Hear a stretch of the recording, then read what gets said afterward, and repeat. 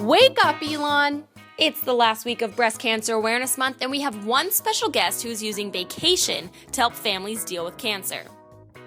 These elderly women have the opportunity to feel young again with a little help from some ELN students and a donor grant. A familiar face on Elon's campus is in the studio to tell us about what inspired her to get into acting and comedy and what her goals are for the future. ELN Morning starts right now.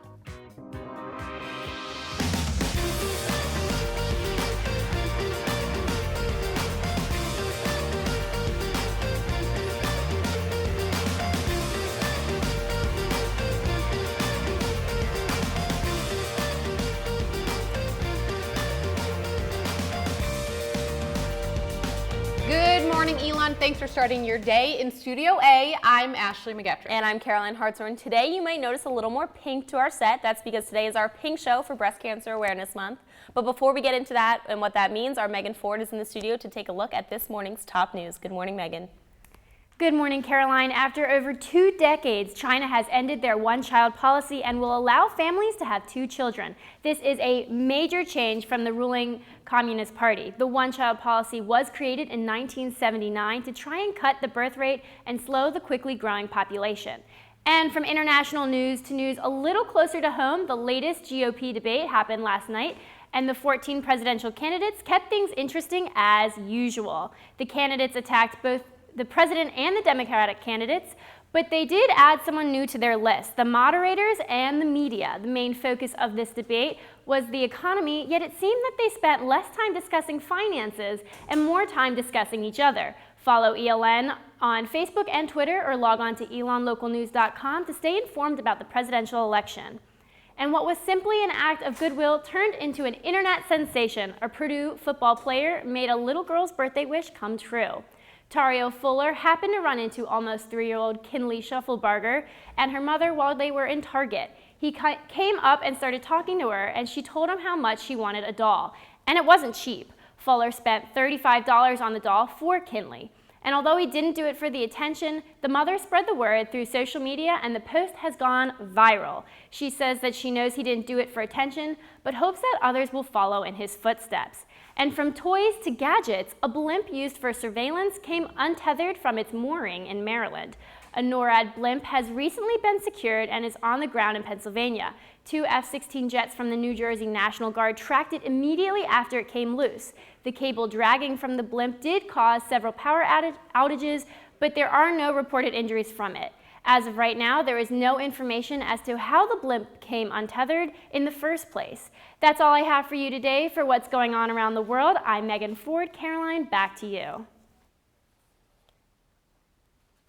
Thanks, Megan. In other national news, controversial House Bill 318 is now a law. ELN Local News brought you the story of the Protect North Carolina Workers Act last month when the bill passed the General Assembly.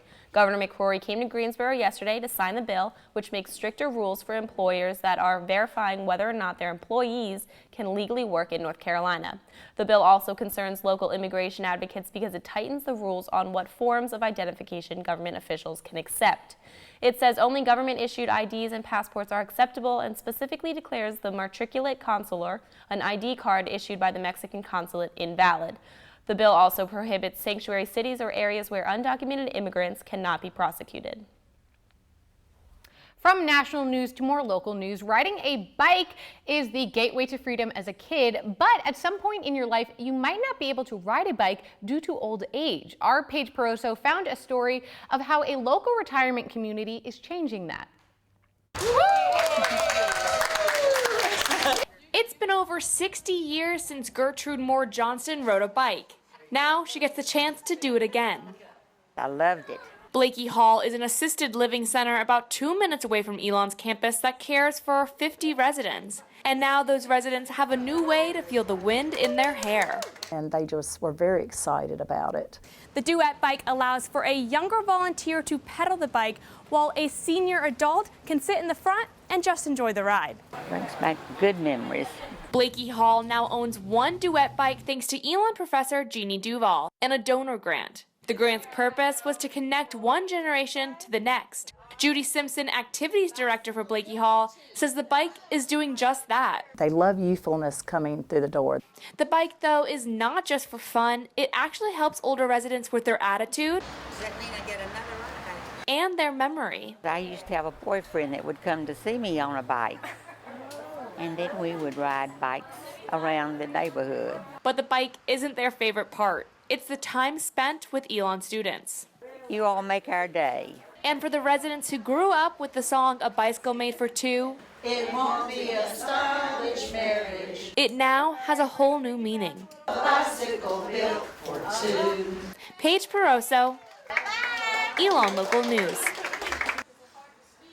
I love that. Me too. And I like that her name is Gertrude. That's a great name. It's like very the perfect older woman name. Right? And wouldn't you want to be the biker? I would love that. That'd probably be a good workout too. Yeah. A little extra weight on the bike, Yeah. That'd be a good workout. And older people have the best stories. Right? When you think of giving back, you typically think of children or sick people or giving back to those type of things. But we forget about the aging community and all the contributions they made. All they want to do is just talk to people and pass on their stories. So I like that story. I might actually sign up for a shift, so we'll see. All right, I'll do it with you. But if you are interested, Blakely Hall hopes to get student volunteers to pedal the bike.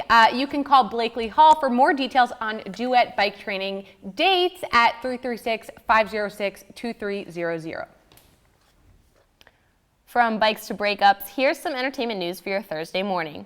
Academy Award winner Halle Berry and her husband Oliver Martinez are getting divorced after 2 years of marriage. The two actors have a 2-year-old son together. Berry is also currently in the middle of a messy custody battle over her other 7-year-old child with ex-boyfriend Gabriel Aubry. This will be Berry's third divorce.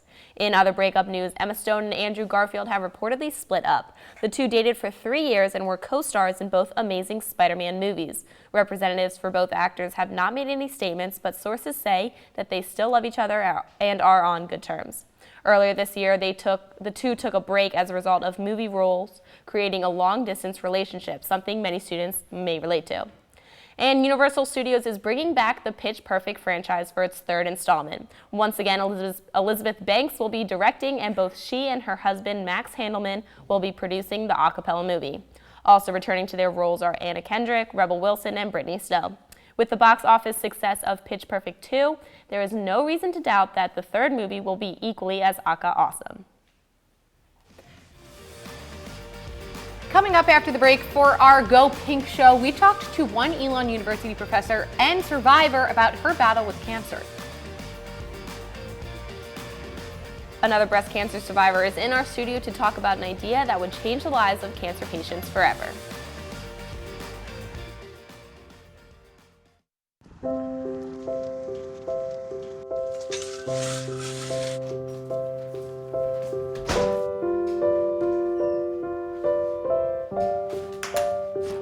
I like to eat apples and bananas.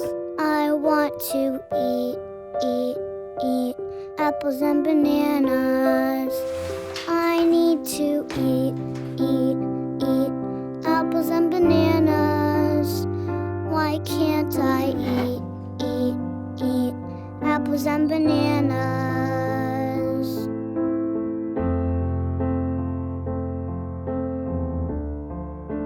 1 in 5 children struggles with hunger in America. Support the Feeding America nationwide network of food banks to help provide meals to those in need. Join us at feedingamerica.org. That's the one. I will not be news today. I will not make another push to be the first man in space with frosted tips and a puka shell necklace. And I will not go viral when my terror is caught on camera when I finally realize that in the vacuum of space, no one can hear you sing. I'm Lance Bass, and I will not be trending today because there is a much bigger story that needs to be heard.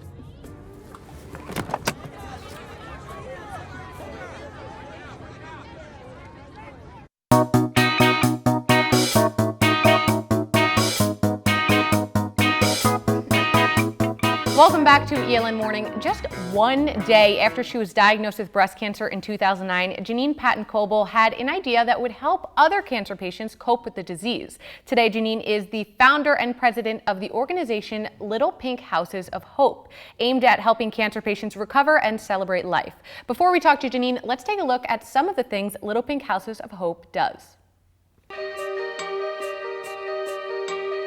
When I found out that we were accepted to Little Pink, I cried. I was so excited when I got that email. I needed something to look forward to during treatment. If you build yourself a myth, know just what to give. Little Pink Houses of Hope has a unique opportunity to help families during what is arguably the most difficult time in their lives. And our weeks really help their families gain the strength that they need to be able to go home and continue that fight and win. And I've been crying every single day here, and I've only been here for 3 days. And he keeps looking at me going, "Mommy, why are you crying?" I'm like, "It's tears of happiness. Like, I wanted to be together for so long, and you finally gave us that." So, thank you. Found yourself in a new direction. Arrows fall from the sun. Can't come, would they come to reach you? Let you know you're not the only one. Founder of Little Pink Houses of Hope, Janine, is now here in studio with us to tell us a little bit more about her organization, what motivated her to start it, and we are very excited to hear more about it, so thank you for being with us today. Oh, thanks for having me, Ashley. Now, a lot about this is amazing, but one of the most interesting parts is that, is it true that not even 24 hours after you were diagnosed, you started working on Little Pink? I did. So I got a diagnosis when I was 39. I was very, very young, and I had a small child. I had an 11-year-old, and so we went to the beach to, try to get away and to try to figure out how to tell him and just, process through it as a family. And it was on that trip that I had, the calling to go ahead and start Little Pink Houses of Hope. Great, and because you are fortunate that you were able to do that, but a lot of people can't. So can you tell us a little bit even about the logistics of Little Pink? It's people's houses that they're donating. Can you explain a little bit? Absolutely. So the best way to explain it is probably to use the example that I'm just coming off of. I just got home from Myrtle Beach, and we had 10 families in Myrtle Beach. Each family gets their own house. We take care of all meals, all activities, all programs, all services. So it's more than just sending one family away on a vacation. We send 10 or 11 families away at a time, and that really helps create an incredibly strong support network for caregivers and for children. It's an amazing experience. And that is great, and because it can be a very isolating experience, I could imagine. So to have that privacy of your own home, but also the community of all those people, sounds like it would be a great thing for them. And this is obviously Breast Cancer Awareness Month. We are going pink, but this is something you live and breathe 365 days a year, every day of the year. Can you talk about what this month means to you and how we can carry it out for the rest of the year? Yeah, so I think the importance of this month is that it's not this month. It's every single day, because there are people living with breast cancer. There are people being newly diagnosed every single day. And to just be aware that this is a battle that once you get it, it's never really going to go away. So, I've had cancer for 5 years, and I got a report that said no evidence of disease a couple of years ago. But still, every time I go and I get scans, there's an anxiety that every cancer patient feels, worrying that it might come back, worrying about an occurrence. So understanding that when you deal with breast cancer patients, or they're in your family or friends, that it's not enough just to think that just because they're quote unquote done with treatment, that inside they're done. Yeah, it affects you for a while, it affects everyone around them, so I love that you guys involve the families too. What can maybe ELN students do if they want to help Little Pink? We have ELN students that help a lot, and we love having their support. So we're located here in Burlington, North Carolina, so we're just a quick Uber ride down the street. But we have opportunities for students to be part of a call team that actually reaches out to the patients who are coming on retreats. We do local support group meetings, we do local events, we have local 5K runs in the spring. We do a huge event called the Amazing Race in the spring that is just like the television show, and it is wacky and crazy and and nuts and just a ton of fun. And, we have a huge gala. We have lots of opportunities for students to get involved, whether they want to get involved, at events, or if they're using something in their major. So I'm sitting here looking at this great film crew saying, when are we getting a video made for Little Pink? Oh, so whatever type that of is skills, a great idea. It is a great Okay, idea. this is officially a call to action. ELN Local News is going to help Little Pink. That'd be great. But I mean, looking at what you're majoring in, and if you have a degree in graphic design, we can actually use your services and help you, get some skills along the way. Well, I know myself and the rest of the ELN team is excited to get involved, and I hope the rest of the ELN community is too. So thank you so much for joining us. If you want more information and to help like we were just talking about, you can help by checking out their website, littlepink.org. Although October is known for its fall colors, pink manages to pop up as well. With October being Breast Cancer Awareness Month, we met up with a professor here who had reasons to feel close to the cause.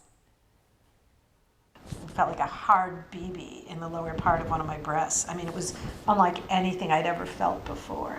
At the age of 42, ELN English professor Barbara Gordon was diagnosed with breast cancer. In the following month, she went through all the treatments and beat the illness. Unfortunately, only 2 years later, she got another dose of bad news. Looked like cotton candy spread through my lungs on the x-rays.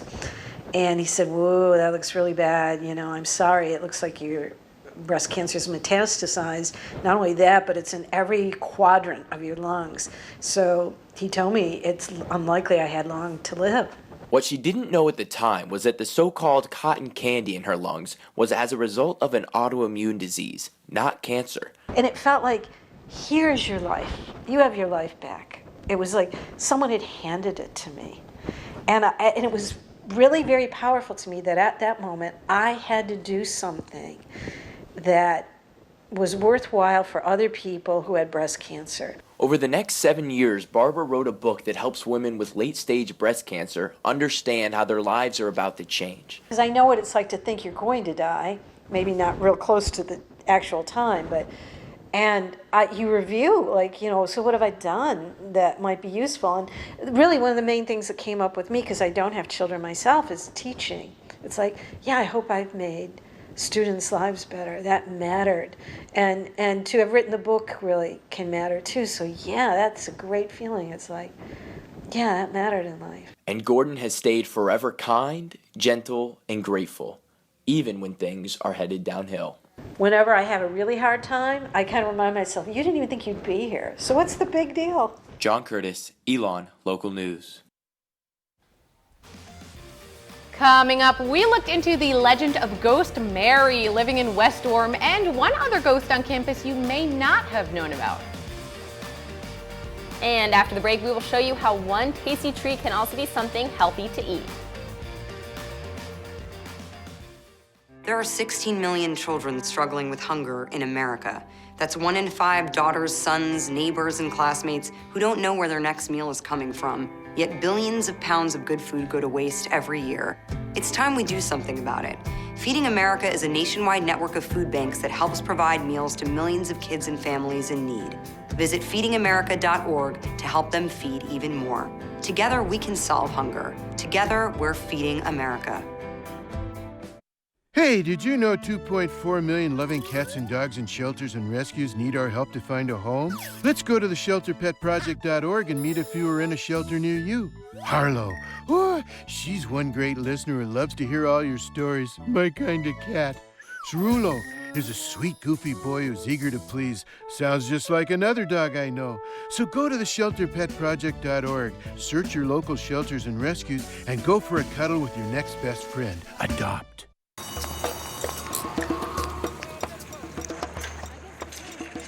I will not be news today. I will not make headlines by going through a bad girl phase where I get that bad girl haircut where they shave just one side of your head. And I will not bring a Komodo dragon as my +1 to an award show, even though that would be awesome. I'm Olivia Munn, and I will not be trending today because there's a much bigger story that needs to be heard.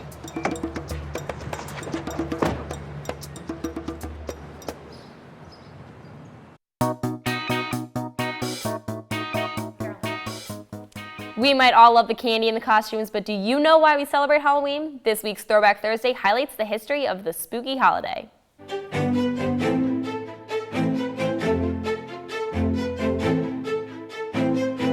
After Christmas, Halloween is the second most profitable holiday according to the Newman Times-Herald. This holiday evolved from a festival called Samhain, celebrated on November 1st and practiced by the Celtics, an indigenous group from the British Isles. For the Celts, October 31st signified the final day of the harvest season, and the night the living and dead boundary became blurred. Whenever they left the house on this day, the Celts would wear masks so ghosts would think they too were ghosts and wouldn't bother them. Halloween began being celebrated in North America in the early 20th century as a fun holiday instead of a spooky one. The historic neighborhood of Elon is known as the oldest part of campus, but it might also be the most haunted area. Our Connor McCoy found some local ghost stories that might keep some students up at night. With Halloween in just a couple of days, some of the students in West Residence Hall are getting into the spirit. But there's one spirit residents are hoping will not make an appearance. I heard that there was a girl who lived on the 3rd floor and she jumped off of the balcony when the school was burning down. The ghost of Mary is a popular story among the girls in West. Mary is said to be a casualty of a campus-wide fire in 1923, and some believe she still haunts the 3rd floor to this day. I think there's definitely something going on in this dorm or the Virginia connector, but I don't think it's a bad ghost. According to the stories, several past students have heard voices coming from nowhere or seen a girl in antique clothing walking around their rooms. And while some students believe the stories, others do not. I've heard stories that kind of freak me out, but I don't know if I do believe or don't believe. I really don't think it's true. I think it's just a story of the fire. Even though West has its fair share of stories, it's not the only haunted building on campus. Some people have said they've seen the ghost of a man walking around Whitley Auditorium. The identity of the middle-aged specter is a mystery since no one has ever been reported dead in Whitley. However, some speculate that it's the ghost of a former music teacher scouring the building for sheet music. Many people might dispute if the apparitions are real, but real or not, they make great late-night stories for Elon students. Connor McCoy, ELN Local News.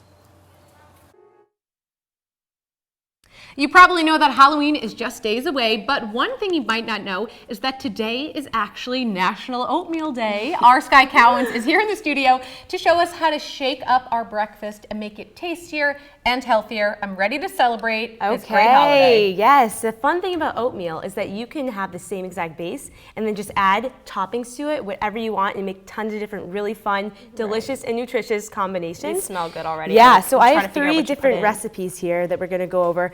But basically, I just made my base over the stove with rolled oats and hemp milk. Hemp milk has a ton of vitamin D. It has magnesium, calcium. You want to try and avoid the instant oatmeal because that tends to have a lot of preservatives and sugar. I love it. I know, but this is much better. I promise you, this is much better. How long does this take? Because instant oatmeal is so quick. No, it is quick. It's just a couple minutes of stirring it over the stove. So the first one we have with our pink theme is a raspberry coconut. This is oatmeal. That's oatmeal, yes. Oh, it's themed for the Go Pink show. Yes, Look exactly. at that. So what we have here, I just mixed in some coconut oil, which is your healthy fats, great for your skin, hair, nails.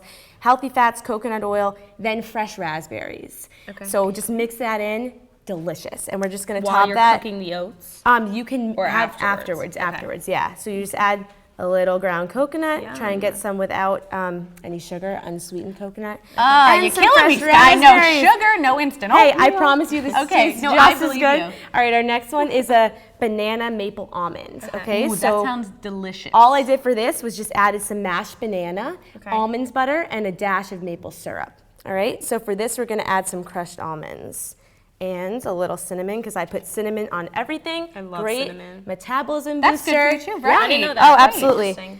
All right, now with the season, our PSL themed oatmeal pumpkin spice. Pumpkin spice. All right, so all I did, I carved a pumpkin on Sunday. So I took some of the pumpkin puree and just mixed it in. And then I added some pumpkin spice, a little cinnamon, little nutmeg. So delicious. And we're gonna add some pumpkin seeds to this one. Oh, I love it. And let's add cinnamon to this one too. Oh, why the heck? You can never have enough. Yeah, I love it. Absolutely. Awesome. It's So healthy, easy, and a lot of variety. I like it. Well, thank you very much, Sky. Happy National Oatmeal Day. I'll be celebrating all day. Yes. Breakfast, lunch, and dinner, I'll be eating oatmeal. Coming up, Elon senior actress and comedian Rebecca Hurd is in the studio to talk to us about her future career.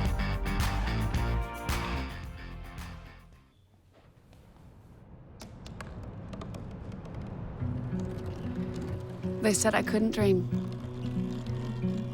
Called me a piece of trash and swore that's all I'd ever be.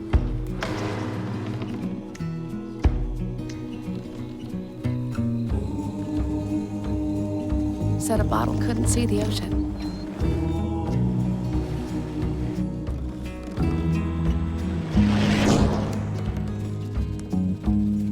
Give up.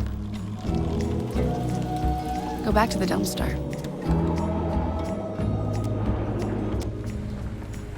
But I didn't listen. I made my way.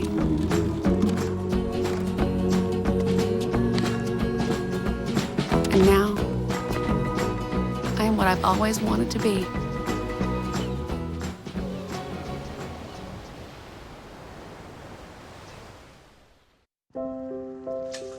I want to eat apples and bananas. I need to eat apples and bananas. Why can't I eat?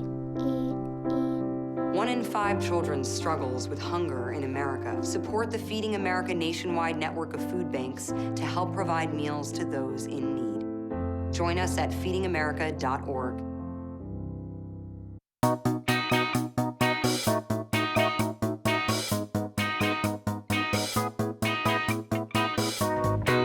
Recognize her role in Elon's Harper Regan, but there is more to that than to her resume than just plays. When Rebecca Hurd is not starring in the school play, she's making comedic YouTube videos or is filming on the set of Elon Tonight. Let's take a look at some of her best work.